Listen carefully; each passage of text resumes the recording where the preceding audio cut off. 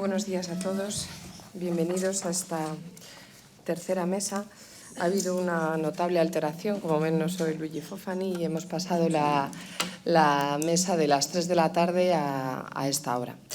Esta mesa tiene la particularidad de que los ponentes van a presentar los dos proyectos, dos propuestas de convenciones internacionales sobre el delito de ecocidio y sobre criminalidad medioambiental. En ese sentido es absolutamente novedoso y ellos vienen a presentar lo que un equipo de trabajo, sobre todo de personas vinculadas a universidades de Francia, Italia, Estados Unidos, Brasil, Luxemburgo, pues han estado trabajando en materia de, ya digo, convenciones internacionales para regular estos delitos.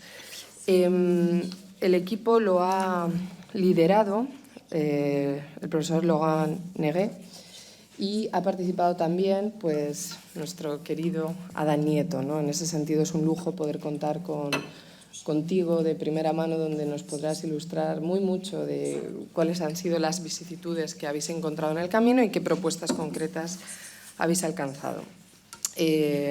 Bueno, me acompañan en la mesa el doctor Marco Colacurci, que nace en Nápoles en 1989, lo digo porque es un joven profesor. Él, desde el año 2013, pues, ha trabajado sobre temas de internacionalización de sistemas legales, derechos fundamentales y trabaja actualmente en la Universitá de la Campania junto al profesor Stefano Manacorda.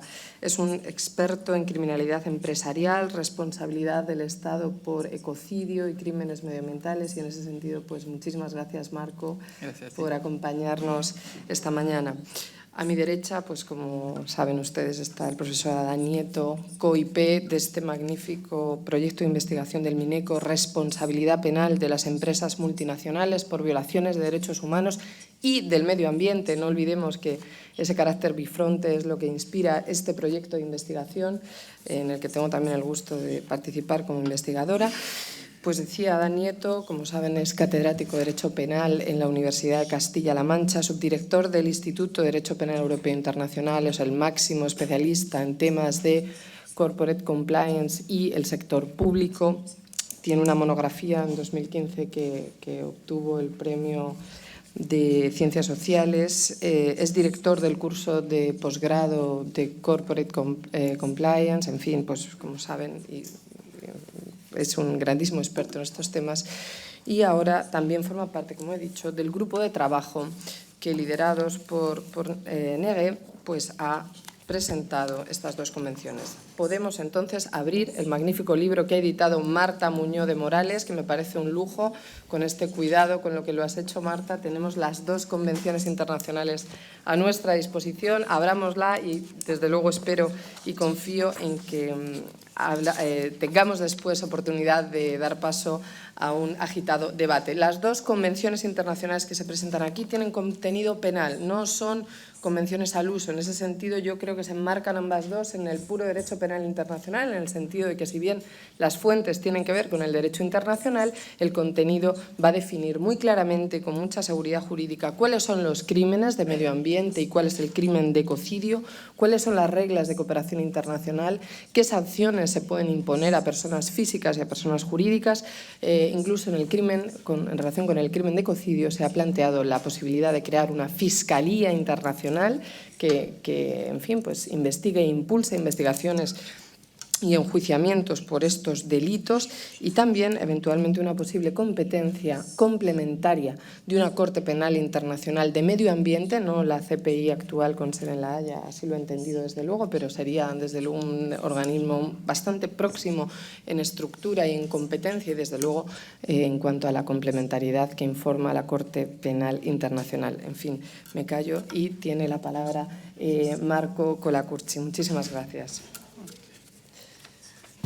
Okay, yes, I will speak in English, and first of all, I would like to thank Professor Nieto Martin, Professor Roy Zapatero for the great opportunity of being here today. It's an honor to share the panel with such prestigious speakers, and so I'm very excited of being here today. And dealing with the Convention on Ecocide, which represent one of the outcome of the international research group led by Professor Neret, I will deepen in particular the Convention Ecocide, not the one on Convention Eco-Crimes, but I've decided to take the moves briefly from a quite recent case represented by the International Monsanto Tribunal, because I think that this case it's interesting under multiple perspectives for our debate, and in particular it is an attempt to condemn a multinational enterprise for the crime of ecocide, and it is at the same time a call for the introduction of this international crime, so at the international level.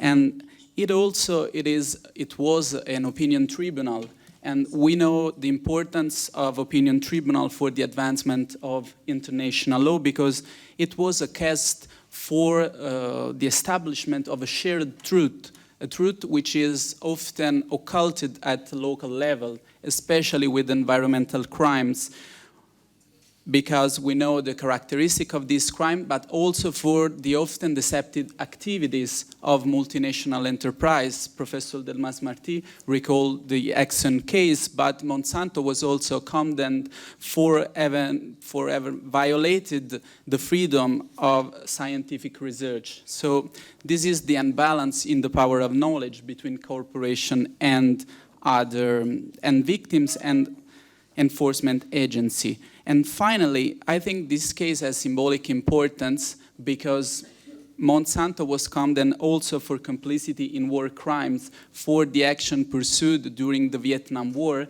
And we know that debate about ecocide arose in relation to the Vietnam War, in particular for the use of Agent Orange, an herbicide which was spread on the forests where Viet Cong were hidden.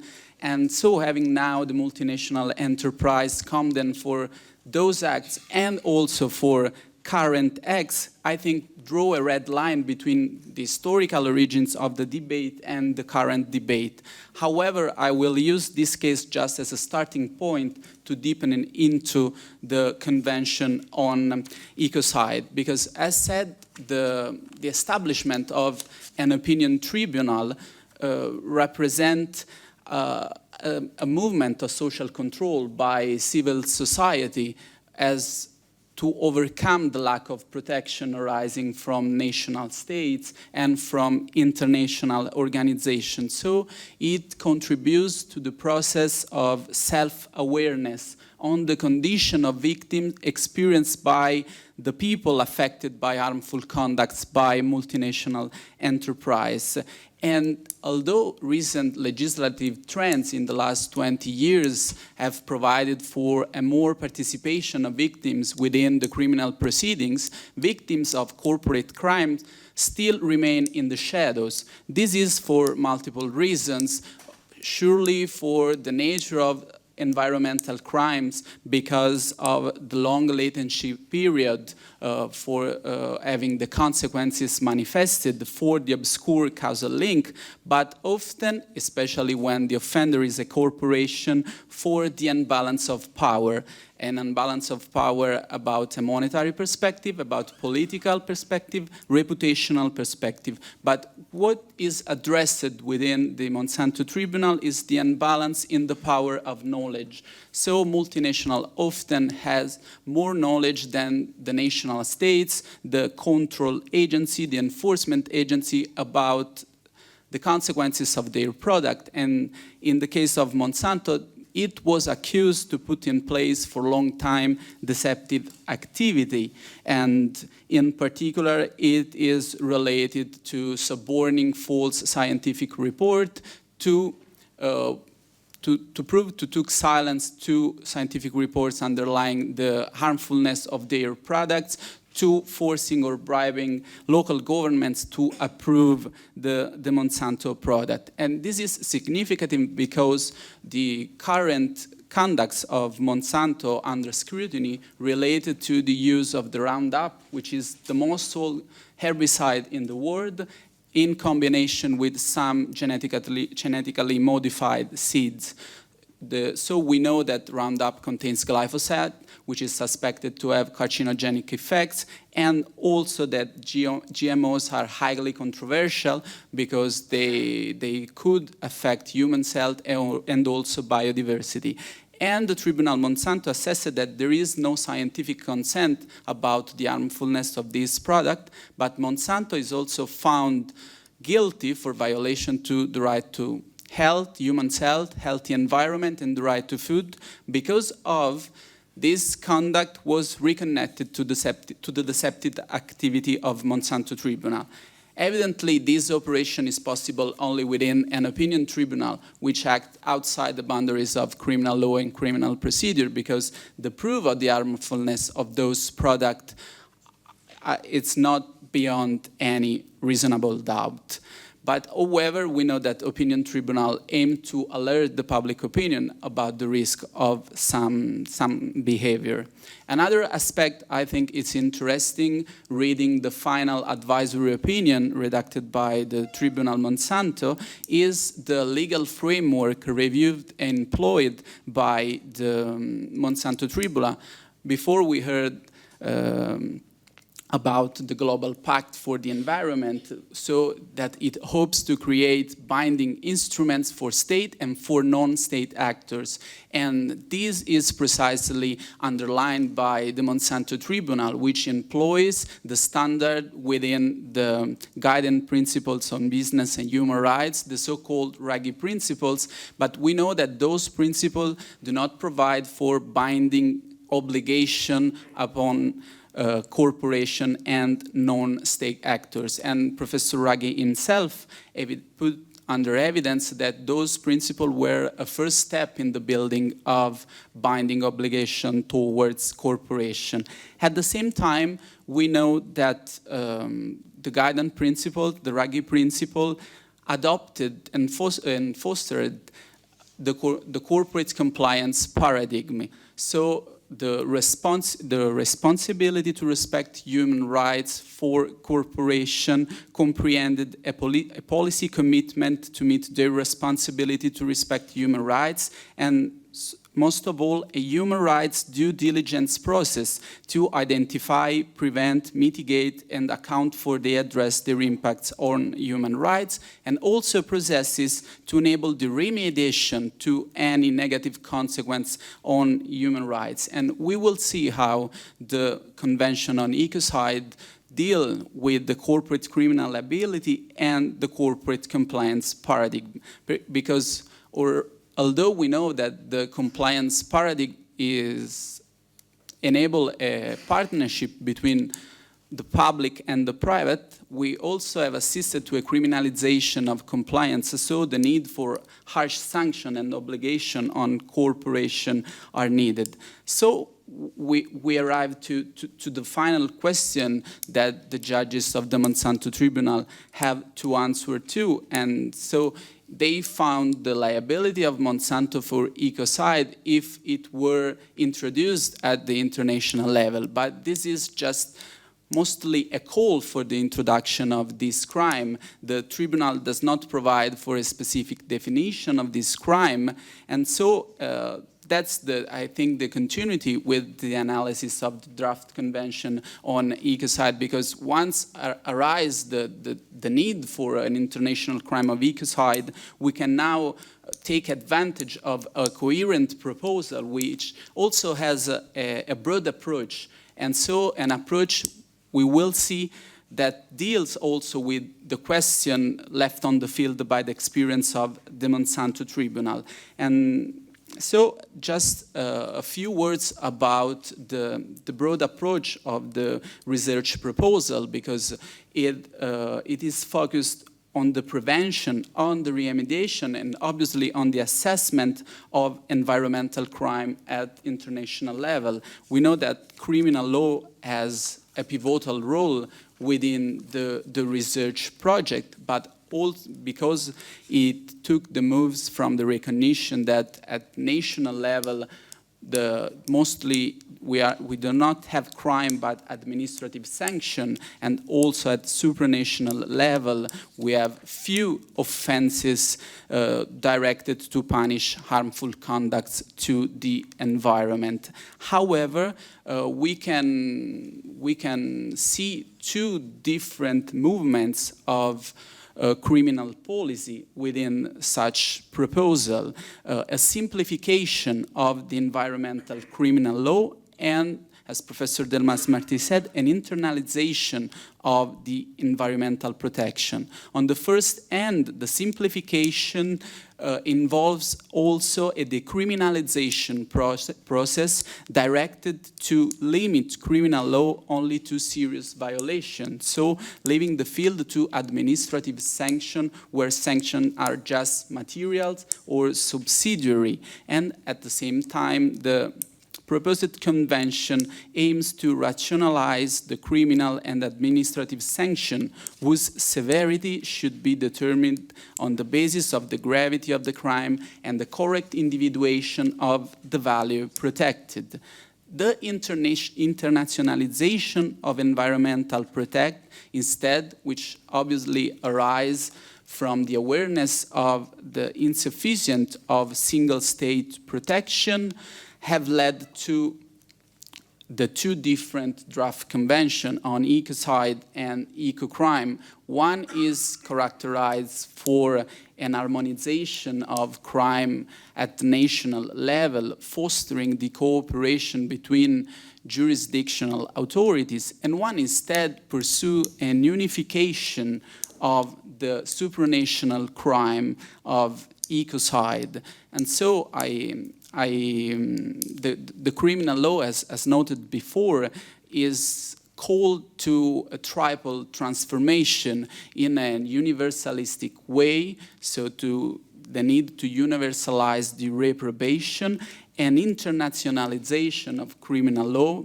in the cooperation between states, and also in an anticipatory way, so to adapt the precautionary principle also to criminal law.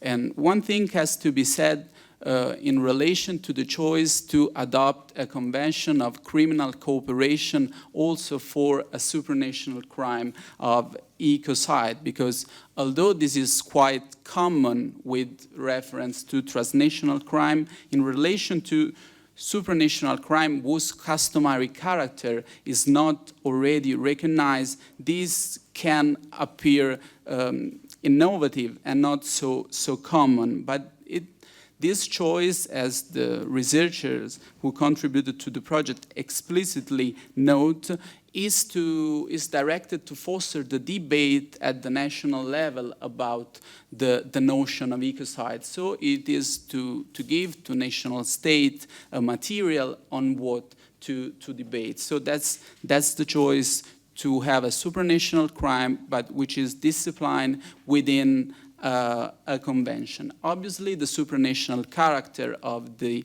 ecocide led to universal jurisdiction, the absence of statute limitation, so all the characteristics we know about those kind of crimes. But the need to have a convention for its recognizing at the national level is in a prospective way to foster the debate.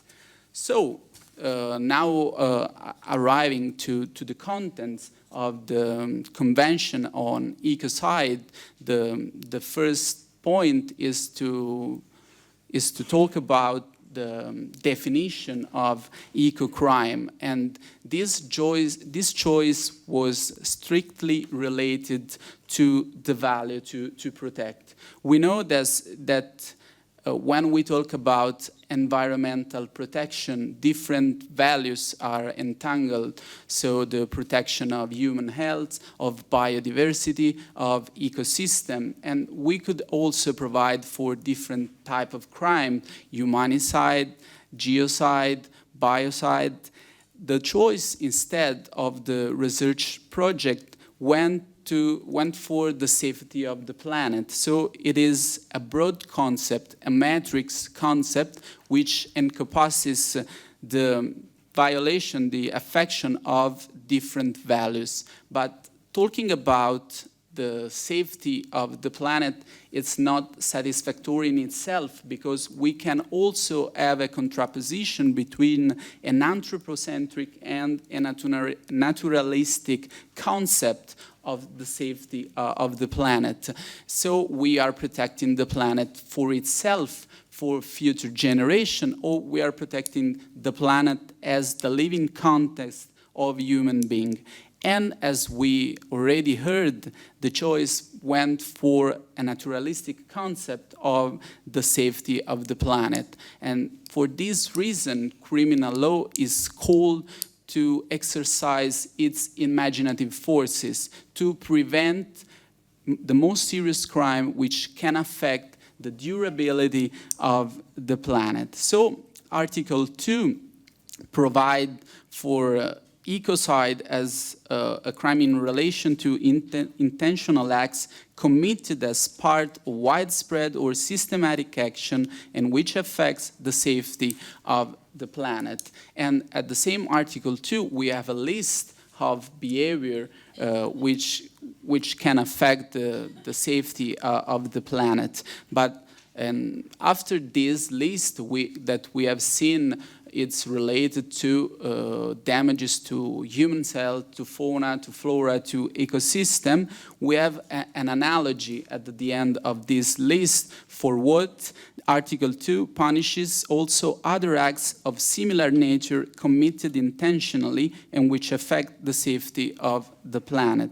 And so we know that this kind of analogy clauses are useful to let the law protect also in relation with future acts that we don't already know about their harmfulness. So in this way, criminal law exercise is anticipatory function, and the precautionary principle is in some way integrated within criminal law, but it is otherwise a technique also well known at the international level, as we can see reading Article 7 of the Rome Statute. So still looking at the actus reo of the ecocide, Article 2 illustrates also the consequences that the act must cause. So an extensive, long-term and severe degradation of the air, of the atmosphere, soils, waters, aquatic environments, fauna or flora, or their ecological function. And on the other end, death, permanent infirmities, or serious incurable disease to a population, or the permanently dispossession of lands, territories, or resources of population. So also this is a well-known technique at the international level, as well as it is the reference to the mental element. So those acts must be committed intentionally, and the author should know that those acts are part of a systematic action that attempts to the safety of the planet. So this is also coherent with Article 30 of the Rome Statute, but there is a dilatation of the notion of intent, because Article 2 also provides that acts are also considered intentional when their author knew or ought to have known that there was a high probability that they would affect the safety of the planet. And so this choice, it is in relation for the fact that often environmental crimes are related, mostly are related to economic crimes. So the first purpose is profit, not to damage the safety of the planet. And so to avoid at the jurisdictional level a dilatation of the notion, Article 2 already provide for an overture about a dilatation of this concept. However, we will see that for gross violation, also the Convention of Eco-Crimes provide for the liability. But what it is probably one of the most interesting aspects of the draft convention on ecocide is the fact that it provides for the liability of both natural and legal person.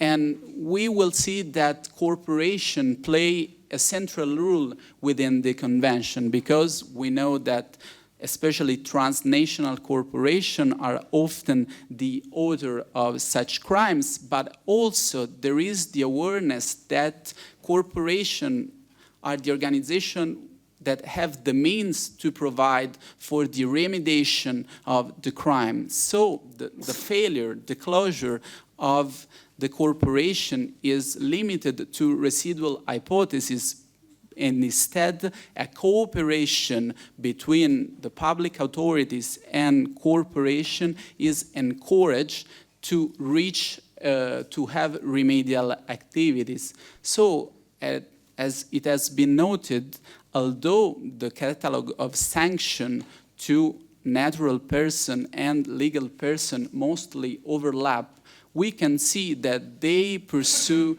different aims.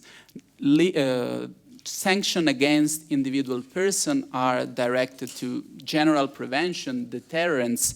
Instead, when we look at the sanction against corporation, the most important aim is remediation, to put remedy to the damages of environmental crime. So we can see that the draft convention adopt a corporate compliance idea.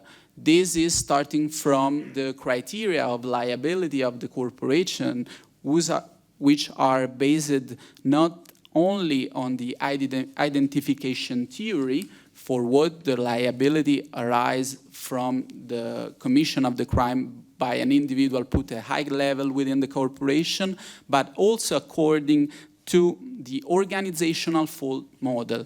So when a failure in surveillance or control made the commission of the crime possible. We know that corporate compliance solicits the cooperation between the corporations, so we can also talk about reactive fault of corporation. But just reading at the catalog of sanction, we can see how the cooperation is encouraged. In particular, we have an innovative form of sanction together with the seizure of the income of the crime, which probably represent the most effective form of contrast to economic crime.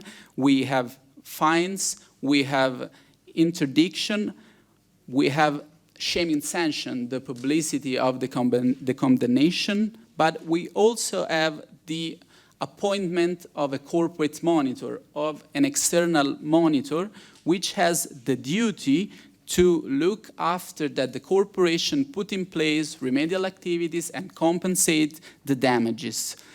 And it is significant that within the list at Article 7 of sanction, we have both sanction and remedial activity listed, and the appointment of a corporate monitor, it is the last sanction before the remedial activity, because I think this sanction, it is at the crossroad between repression and remediation.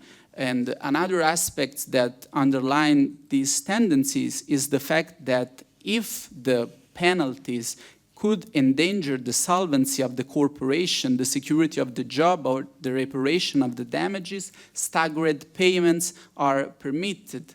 And also that the dissolution of corporations, so the most serious form of incapacitation of the corporation, interdiction of the corporation, can be applied only in case the corporation was created with the sole purpose to realize the crime, or it is considered to be part of a criminal organization. So dissolution of corporation is a very residual hypothesis. As said, the remediation is highly encouraged. But what do we intend in this convention for remediation? This is a broad notion, because the remediation aims to the ecological restoration of the damaged ecosystem, but also to the restoration of victims. So if we saw within the Monsanto Tribunal case that victims are often put on the side, having a system which aims to remediation give victims a more important role. In particular, it is significant that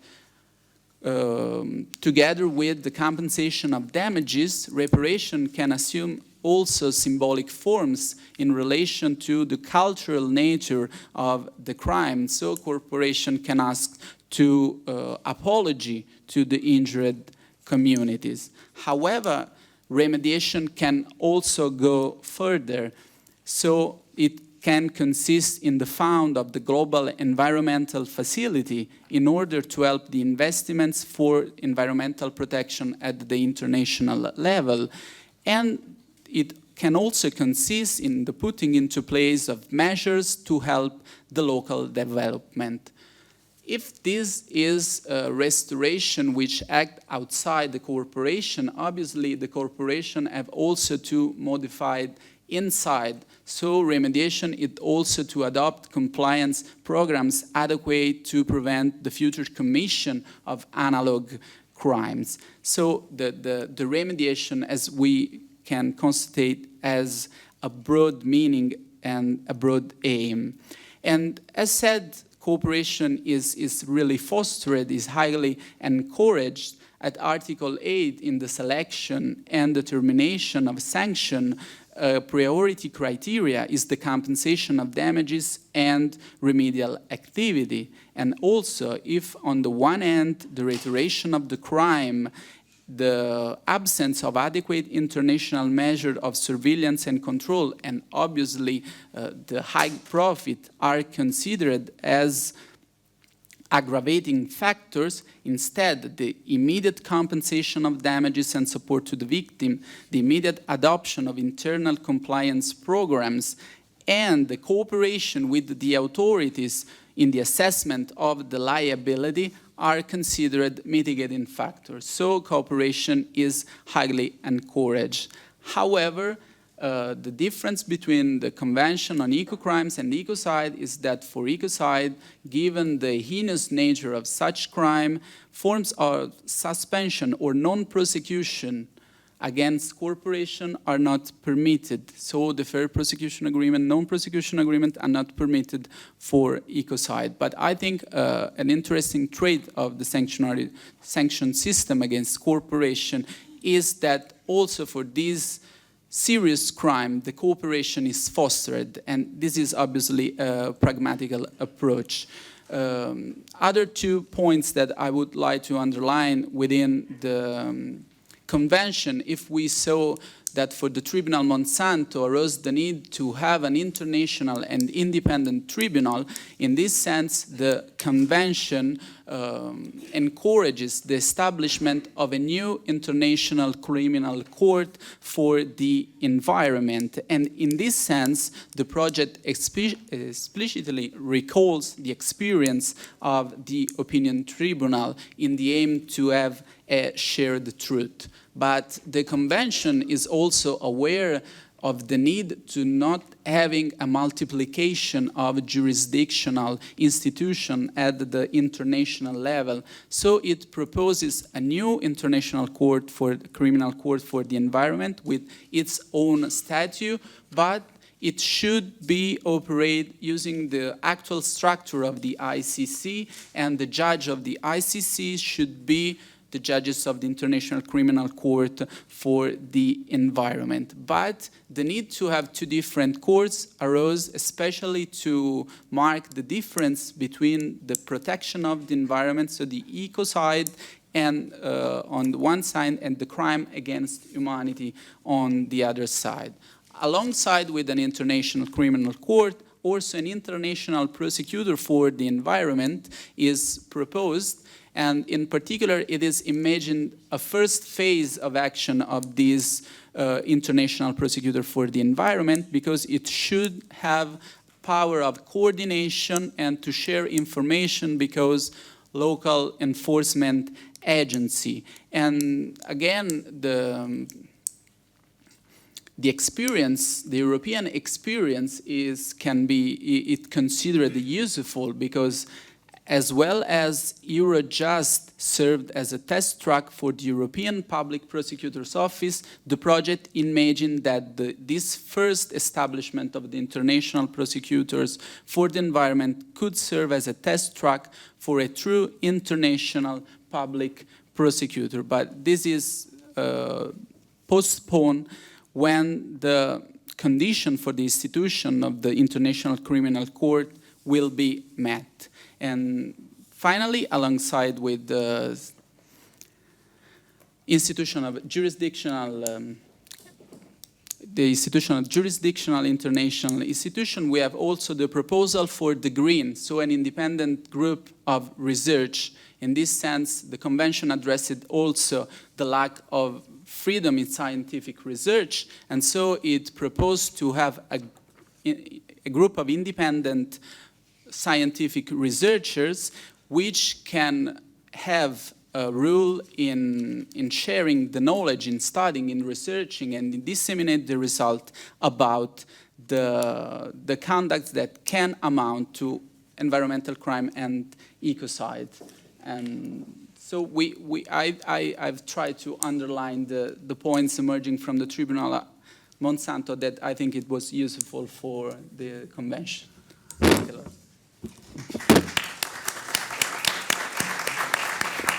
Thank you very much, Marco.